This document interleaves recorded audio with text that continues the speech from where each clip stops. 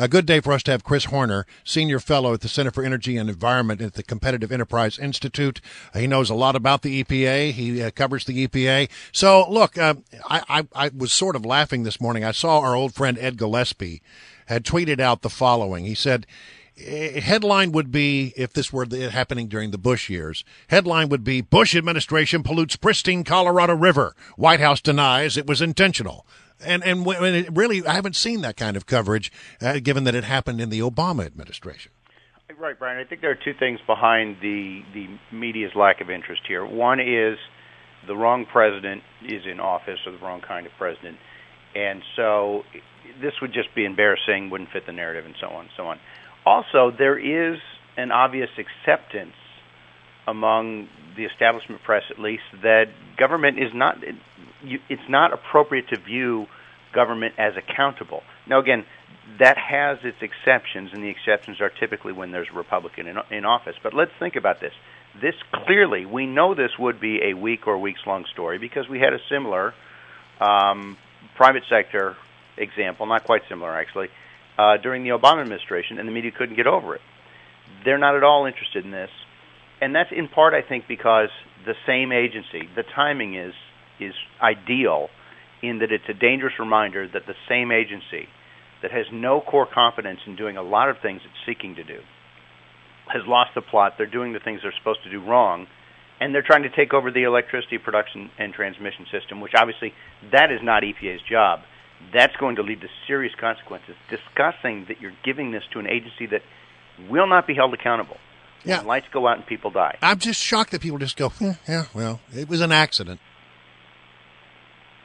Right kind of accident, I suppose. Look, remember, government, and I'm sorry for all the listeners, but government's different than you and I. Yeah. They are not to be held accountable. If money changes hands, it not only won't be the people who caused this. Yeah.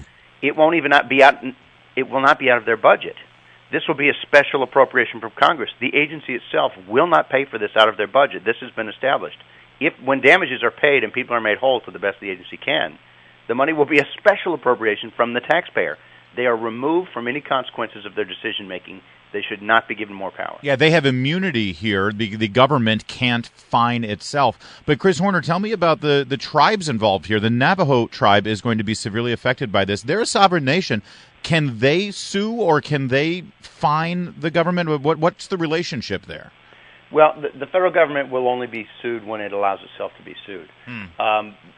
So what the issue is, it is not like the citizens or the towns or the tribes will not be made whole somehow to the best that you're able to when you're talking about transferring money to remedy physical or other damages.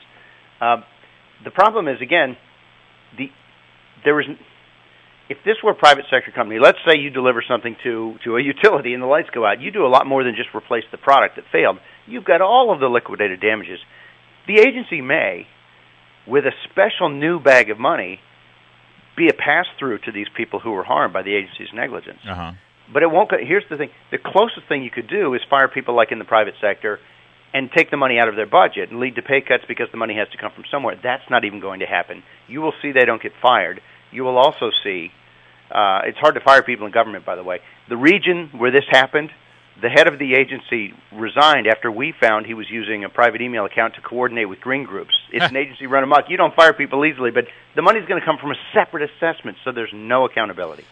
Meanwhile, if you go to the EPA Twitter account, they spend most of their time not addressing this horrible environmental accident that they caused single-handedly. No, they're talking about carbon pollution and global warming. So they've clearly got their priorities wrong. You just mentioned private emails, Chris Horner. Can I just get you to comment on all of these things we're learning about Hillary Clinton now and the latest story about the top secret emails on her server? You were in the middle of sort of the very first revelation. You were a early adapter on learning that the Obama administration makes it a habit to not use government emails. Tell us about that.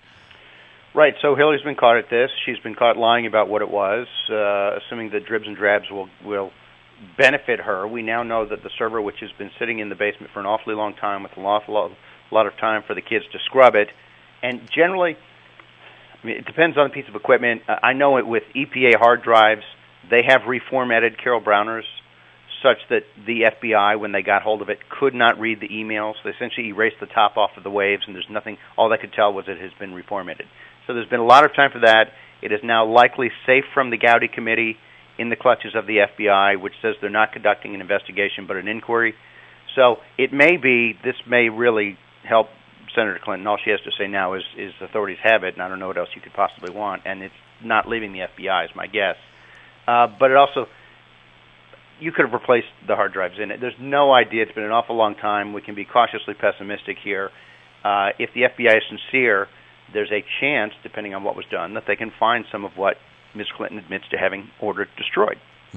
But it's just a chance. Well, Chris, listen, thank you so much for joining us here today. We appreciate you being here to comment on both of these things.